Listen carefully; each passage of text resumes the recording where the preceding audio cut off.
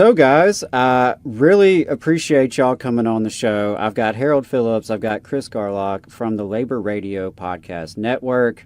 Welcome to the Valley Labor Report. It is Our so good to be here. our pleasure. Thanks for having us. Absolutely, absolutely. So, I wanted to start off today's discussion and just let y'all introduce yourselves, tell us a little bit about who you are and your story when it comes to the labor movement. Well, Chris is a lot more interesting than me, so why don't you go ahead, Chris? I don't know about that, Harold. We're both pretty interesting. And so, no, I've been working in the labor movement for about 4 decades now. My dad was a labor historian, and I got into doing radio stuff actually when I was working at the Labor Council in Rochester, New York, and then picked it up when I moved to DC. And then a few years ago, discovered podcasts. And so I have a couple of weekly shows I do at WPFW here in Washington, DC, and then about 5 different podcasts, and created the Labor Radio Podcast Network. How many years ago now, Harold? Seems like it's been a while. Well, I came in about 3 years ago, but you had already had that cooking for at least a year or two.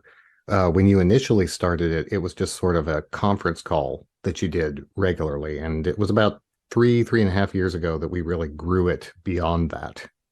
Yeah, no, that's right. And basically, what happened was that I realized that there were other people out there across the country who were doing, labor radio, and getting into labor podcasts. And I just thought, hey, we should know about each other. We should talk to each other. And honestly, that was about as far. I mean, I just thought if we all got together on a conference call, regularly, good things would happen. And here we are, 200 shows, and we've got a website, and we've got a weekly show and a daily show, and hopefully a conference. I think next year at Labor Notes, we're going to have our first conference of the Labor Radio Podcast Network if everything goes well. So, yeah, we've come a long way. Harold, how Which about would you? be kind of amazing since Chris and I have never actually met in the flesh. We have only ever seen each other in this kind of venue. So yeah, meeting up I'm at not Labor even sure Notes if you would be have amazing. legs, Harold. I've never seen them, so I couldn't testify to that. Well, I biked 45 miles on Sunday. So yeah, let me tell you, I got legs. I feel them right now. Yeah, no, that is actually a really good segue though. So I'm an actor and a voice artist and a member of SAG-AFTRA, Right on. solidarity with my brothers, sisters, and siblings on strike. And I was looking for a way to give back to the labor movement that had given me so much. And in thinking about it, I thought, I could use my skills on the mic to do something audio wise. So I pitched my local labor federation on the idea of doing a podcast. And as I was doing research, I was looking around the internet, as you do, and I came across this labor radio network that Chris had. It was at that point, like a single page on another website or something like that? AFL-CIO actually listed, we had about 50 shows at that point. And you're right, it was just a list of the shows at the AFL-CIO, which had a podcast at the time. Tim Schlittner was running that shop, and he did us a favor of listing us all on that page. So yeah, that's where you found us. And so I reached out to Chris because I was still figuring out how to do this stuff. And he was nice enough to let me sit in on a couple of those conference calls. And through that, I got to know some ideas about production and how to put together a show and that sort of thing. My state fed decided not to go with my proposal, but from that, I wouldn't know what that's pitched... like either. Yeah, so from that, I actually pitched my local labor council in Vancouver, Washington, and they started producing Working to Live in Southwest Washington. At the same time, Chris and I started working together to build out the network, to build a website and social media and really kind of grow it, find more shows to bring it in. And the two just kind of developed from there. And like we were saying before, 3.5 years later, we've grown to close to 200 shows. And we really are bringing the voice of labor to a whole different bunch of people than I think we had been able to reach out to before. Right, right, absolutely. And one thing I'm curious about, if y'all could just talk a little bit more about why labor, why the labor movement, of all things to get involved in, you chose to give back to the labor movement. So I'm curious about that. Yeah, for me, I had kind of an interesting journey because I didn't think I grew up in a labor household. My dad was in the army and Reagan Republican. And when I started acting professionally, my production assistants are barking over there. Sorry about that. When I started acting professionally, I started talking to these union actors and started getting interested. And eventually I joined the union. And it was at that point that he realized, or that he revealed, that my grandfather had actually played a role in starting an operating engineers union in Arizona. Oh, Um, cool. so we actually have a much stronger labor connection than I was ever aware of growing up.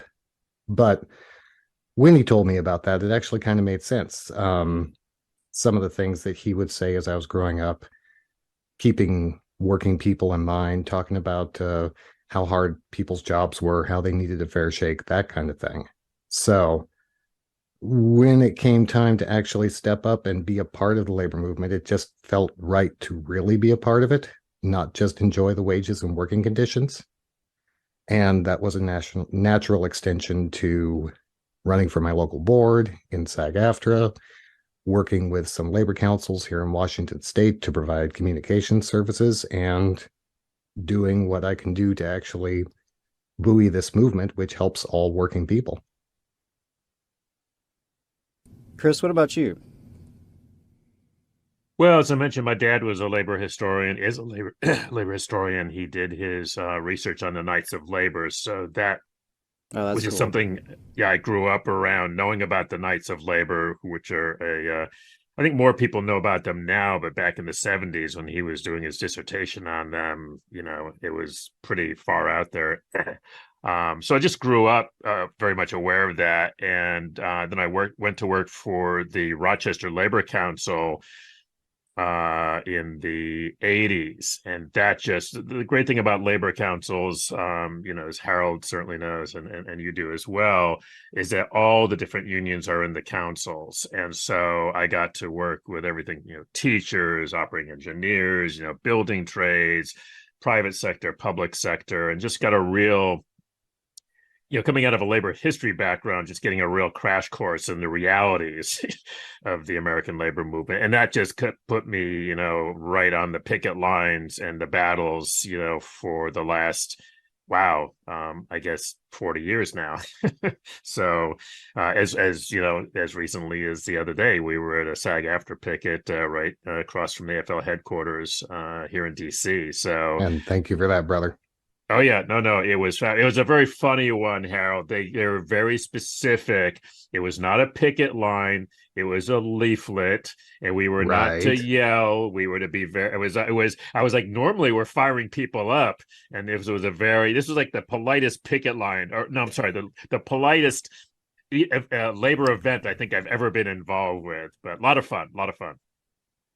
Right on. Yeah, I really appreciate that. And, I can kind of resonate with your story in the sense of coming to labor from a history background, starting out as a high school history teacher. And it was really my study of history as a young person that sort of engaged me with labor and got me interested in labor, and ultimately led me to the conclusion that the labor movement was our greatest force to, build progress and build positive change in this country for everyday people. So yeah, I think that's interesting, and I'd love to hear that about your dad and the Knights of Labor. Uh, so y'all have talked a little bit about it, but could you explain the Labor Radio Podcast Network? It's been around now for, like you said, 3.5 years. You've brought together 200 shows or more. So tell us a little bit about like what y'all do with this network, and really why do you do it? So it's really it couldn't be a simpler idea, to be honest. We're on a mission to find all of the folks who are doing labor radio, who are doing labor podcasts and connect them. We need to know about each other. And then we're just trying, we have some shows that are put out by national unions. They have tons of resources. I'm thinking of Ask Me I Am Story, which is one of my favorite podcasts, of recent ilk. To the Teamster brother who does his podcast out of his truck on his lunch hour, and everything in between. And if you're doing, I think the hardest thing that we have to do in the core organizing group is try to figure out, I think, Harold, you had one recently that was sort of interesting, but we decided it wasn't really labor. It's sort of trying to figure out who really fits into the network. But it's a really, really exciting time for the media, I think. There's a lot of folks out there, capitalism, which I have a lot of problems with, but capitalism has put the tools of production in the hands of ordinary working people and made it possible for those of us that don't have big budgets and big staffs to produce radio and podcasts for the people. And so we're just trying to connect all of those folks and build, I think, essentially, I don't know that we have essentially, we should have a motto, Harold, but build a bigger megaphone would be sort of my shorthand. Harold, your thoughts? Yeah, no, I think that's actually a great motto, because that is what we're about, is we're about sharing working people's voices. Right. And the reality of the world that we're in right now is that most media is corporate controlled. And Right. so you're not necessarily getting that one-on-one conversation between two working people on the big networks. There are at least 200 shows, though, that have those conversations. And it just made sense to try and put them together and have them under one roof, so that people who are interested in listening to those conversations, finding out about what's happening and how things are being made better, would have a place to go. And so that's why we put together the website, to have all of the shows listed. That's why we put together the social media, so that we could get that out in front of people, and people didn't have to hunt and peck and find these things on their different podcast platforms. And that's why we're still expanding and trying to put together new vehicles to get the word out. No, we should go ahead, and we probably can't say them enough, but laborradionetwork.org, and our on social media, I think same thing, right, Harold? It's Labor Radio Net, actually, Facebook, Instagram, and Twitter. And search for the hashtag Labor Radio Pod, and you'll find posts from the network. And yeah, like I say, we are still working on finding those shows that we don't know about, so that we can have them in one place. I remember I enjoyed listening to a labor radio show out of Pittsburgh for a number of years.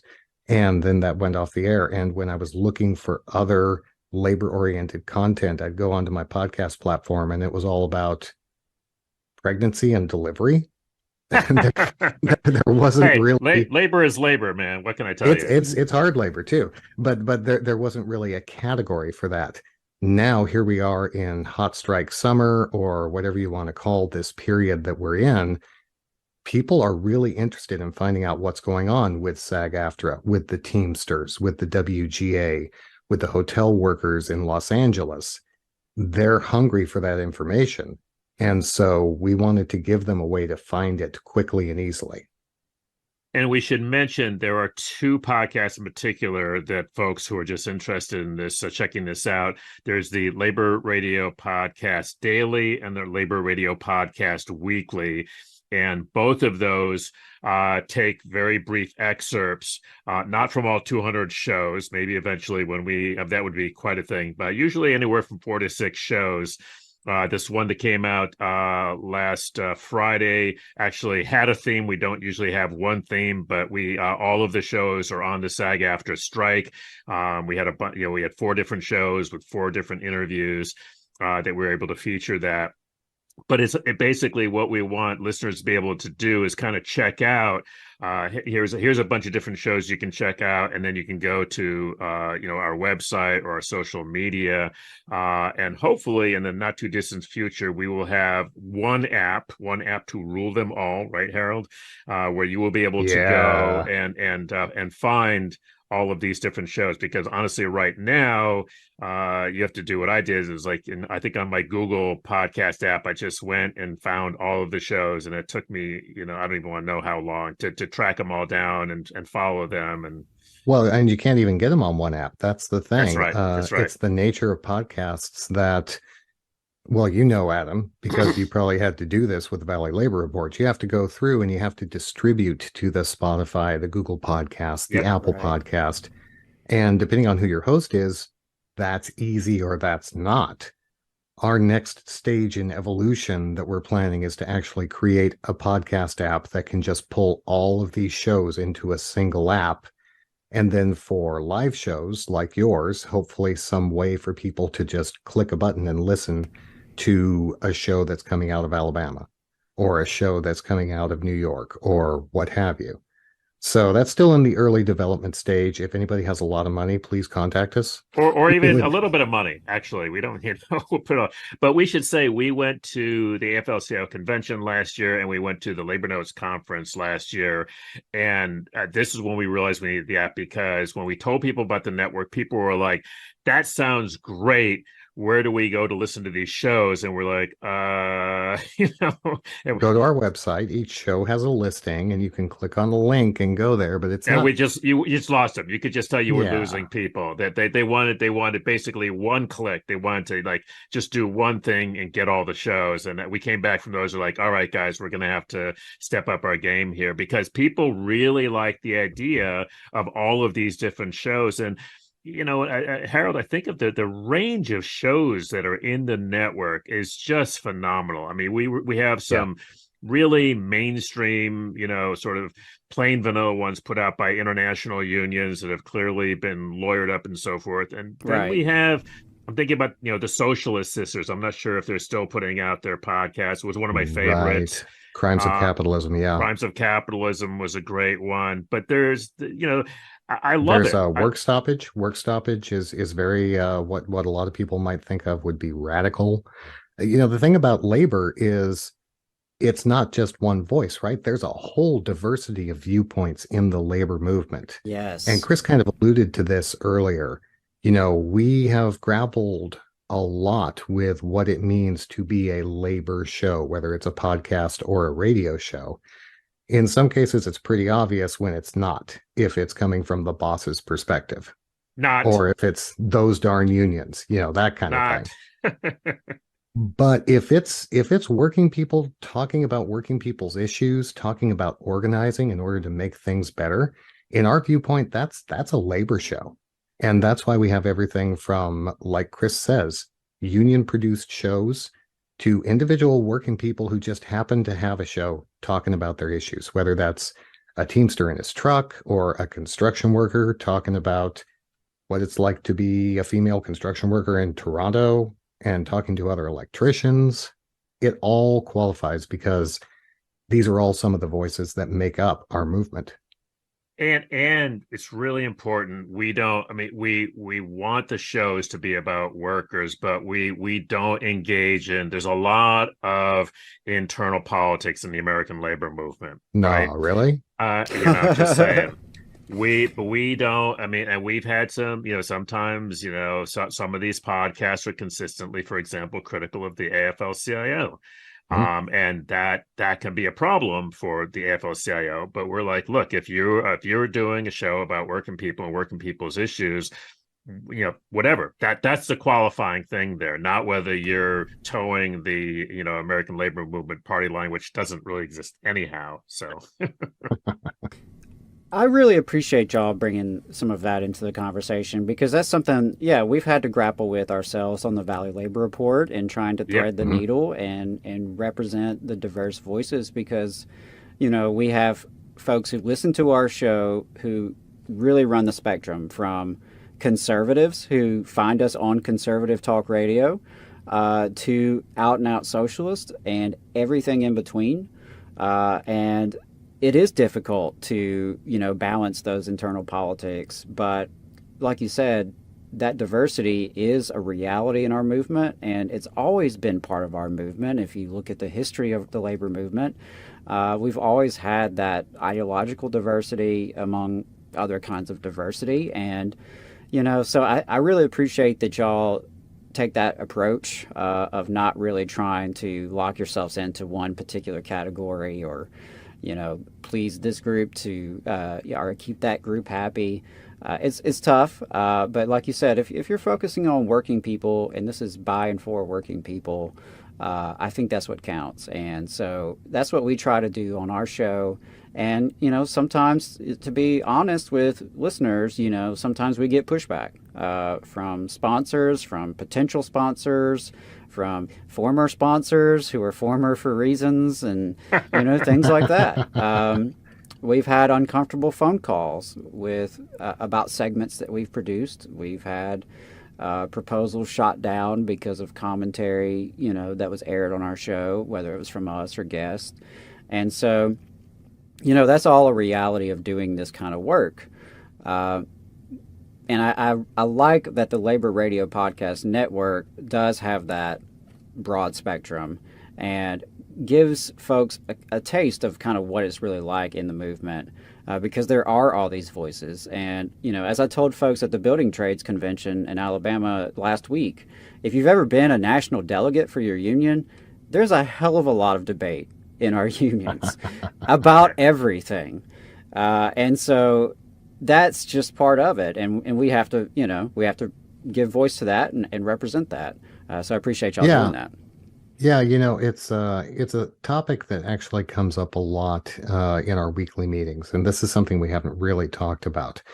The network part of the Labor Radio Podcast Network has always been bringing these people together, podcasters, hosts, producers. And so we have this weekly Zoom meeting that happens on Tuesdays.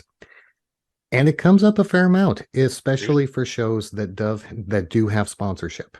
The person who pays the bills does exert some influence, right? But at the same time, people have their viewpoints that they want to get out there. And we have debate within these meetings on Tuesdays. We have lots of people with lots of different views. And that's just labor. That's really what labor is about, is we can have all these different views, but when the chips are down, when it comes time to actually walk the line and back up our fellow workers, we put that aside and we hit the streets. Well, and actually SAG-AFTRA, I was just thinking about this, Harold, your union, right? There is definitely an ideological split in that union. Fran Drescher, who's terrific, but she was she ran a contested election last time. There's two. There's sort of a more mainstream segment and a more radical segment. But then they really have come together against the boss. And so to us, I think in the network, there's always going to be differences of opinion. I mean, big ones, little ones, multiple differences. We're not going to get into that. We're going to look at, are you bringing the voices of workers and our issues to the air? That's the qualification. And if you're doing that, and if you're doing it consistently, then we want you in the network, and we want to get you out there. And I think that is the beauty of this movement. It's broad. It ain't always pretty, but it's speaking out for workers, and that's good enough for us. You're fighting the right fight. Exactly. Yeah, absolutely. Absolutely. And I think that's a good segue into kind of why this work is important and, more broadly, where we see labor media, because, and this is something y'all even pointed out on your website, that we used to have labor reporters, right, at every newspaper. Now they hardly exist. Labor stories, when they're covered, if they're covered, is often by the business section. We used to have a robust labor press in this country, and that had shriveled over the years. But as you've talked about, podcasting, radio to some extent, but certainly podcasting, and being able to stream and easily and cheaply get on the air has changed the dynamics a good bit. And so we've seen an explosion in this kind of labor media. And so, I was wondering kind of where y'all see things with the labor press in this country right now. Given that kind of dismal history, but also this new energy that we're seeing in the movement overall, with the rise in militancy and the strike actions and the high-profile labor struggles, but also this explosion in labor media specifically. I would address that. I mean, I've been a journalist, since I was 14, which is a minute ago, and that story about the shriveling up of that there's very few labor reporters. It's been a story that's been going on for 20, 30 years now. But I would say two things about that. First of all, that largely mirrored the decline of the labor movement over that period of time. Right. And, and so the fact that the labor movement has become much more militant, we've seen much more strike activity. And there are actually a number of terrific labor reporters now. And up until probably 5 or 10 years ago, any labor reporter that did exist, was my age, somebody in their 50s and their 60s. And I am really excited to see labor reporters in their 20s and 30s now, who know their labor history. They know their labor history, but they really are down on the ground, hitting the bricks with the strikes, and they really know their stuff. And I think the other thing is that, again, because the technology has changed, we if you look at all of these shows, these are voices that before labor podcasts exist, or before you could get on your local community radio station, these folks wouldn't have had any place to go. And and Harold knows this as well, some of the stories that we're running in the weekly and the daily, I just get when I sit down to work on the weekly every week, it's like Christmas in July, because I get to listen to these just voices across the country that just never cease to amaze me. I mean, whether they're new takes on labor history, or there's some struggle going on in Iowa that I never heard of, it's just amazing. And so I think I'm a definitely glass is way more than half full on this issue now. But Harold, you may have a different take on that. No, I'm well, obviously I'm right there with you, man.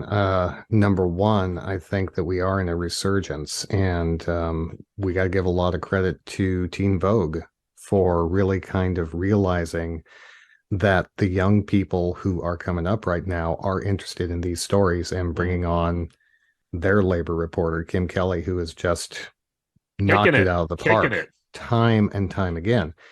But she's kind of on the vanguard of some of these younger labor reporters that we're seeing, who are really looking to bring these stories to the larger publications. Now, the flip side is the larger publications, who owns them?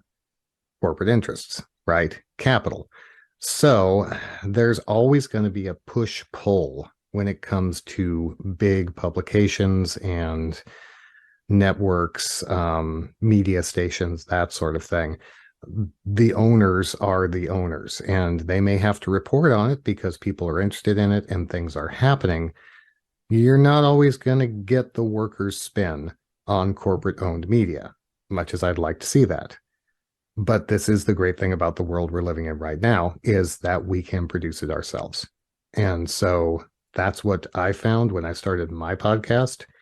That's what I'm looking to do with my second podcast, Labor Week, which I'm planning on launching August 5th. And that's what a lot of our members found when they just decided they were going to tell their stories. There's a hunger for these stories out there. People want to listen to them. They want to engage with them.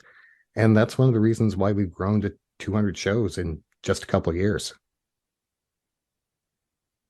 Yeah, I think there's a lot there that resonates with me.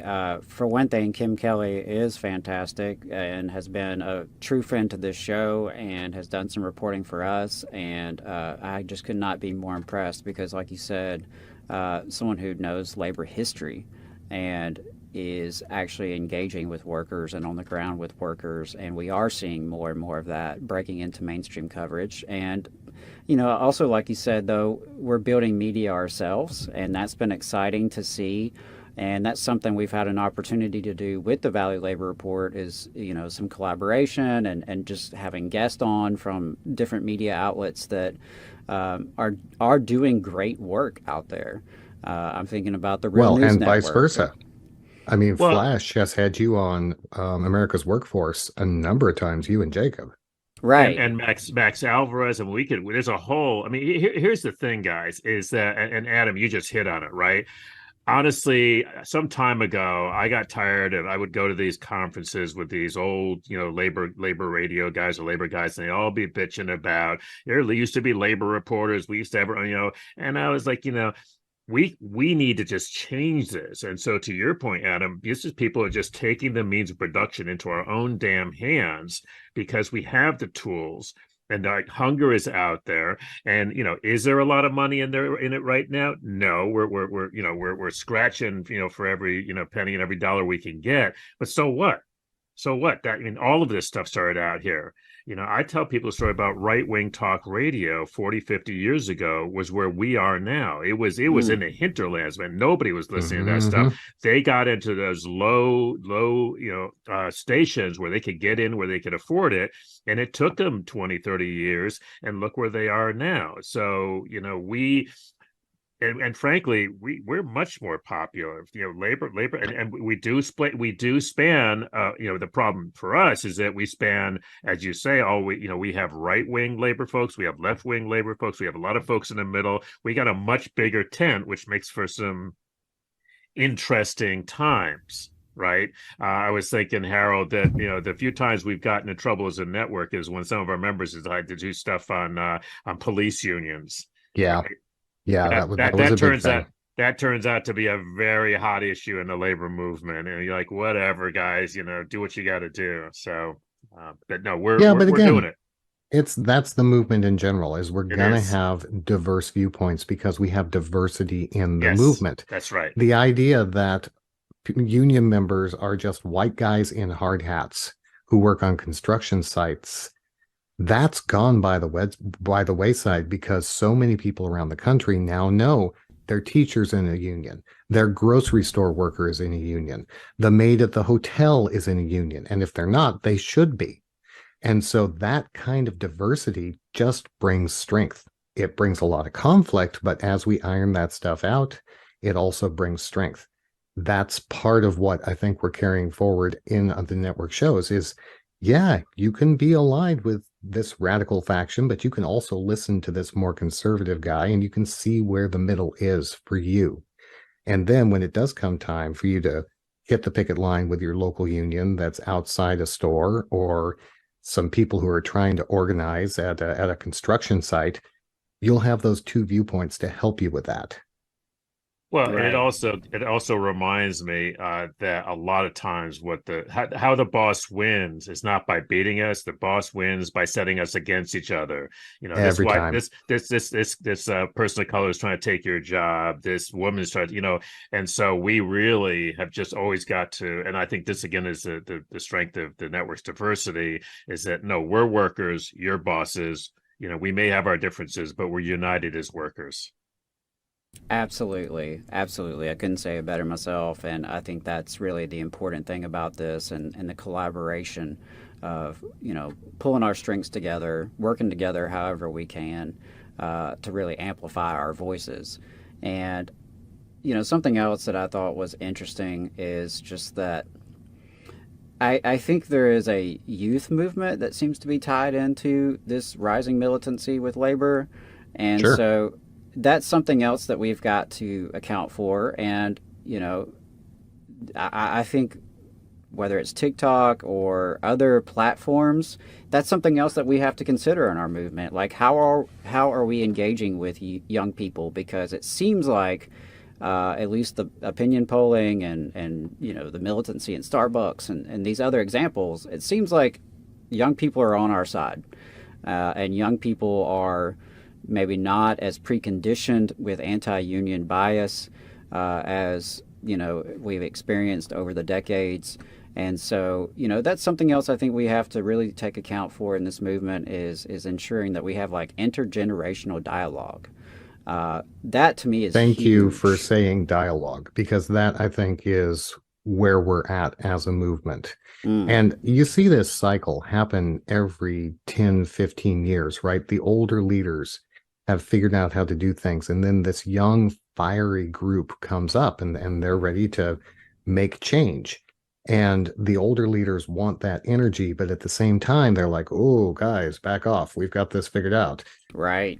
Trying to find that spot where we can bring these younger members up and help them move into leadership positions. I think this is where we're at. We need to work together so that we can move to the next stage. And if I could just bring it to the network and to the radio shows, the radio podcasts, and Adam, to your point, to the TikTok videos we actually were discussing under the SAG after a non-picket line the other day.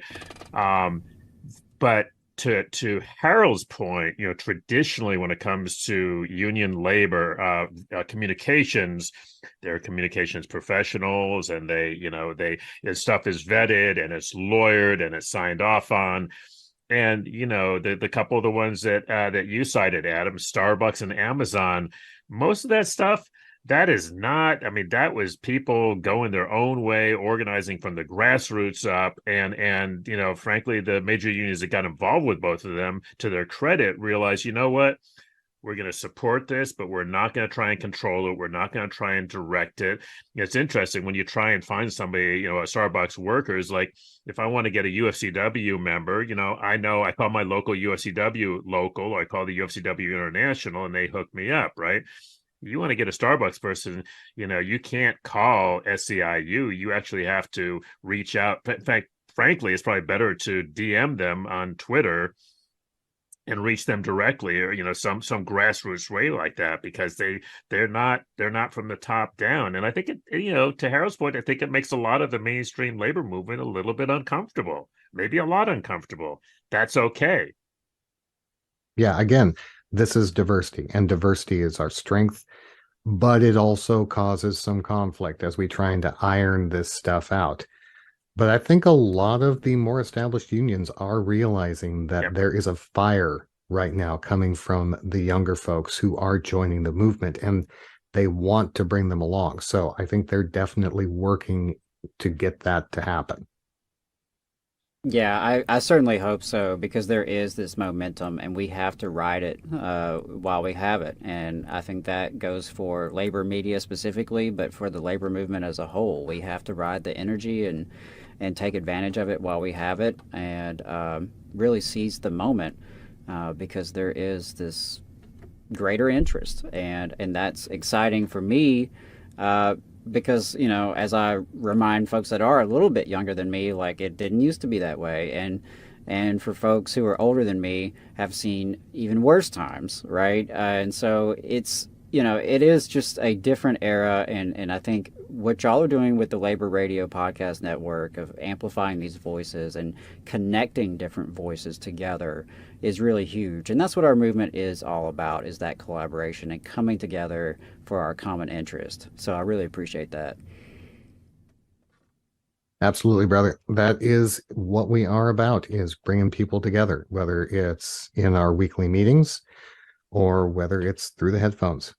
Right. Right on. Right on. Well, remind folks how they can get connected and how they can find all the great stuff that y'all are doing. So the two easiest way would be to search for the Labor Radio Podcast Weekly or the Labor Radio Podcast Daily on whatever your favorite podcast app is. That'll get you sort of a taste of the network shows. And then, Harold, they can find all of our shows where? LaborRadioNetwork.org, or find us on Instagram, Facebook, and Twitter at Labor Radio Net, and search the hashtag Labor Radio Pod. Guys, I really, really appreciate it. I appreciate the support that y'all have shown the Valley Labor Report.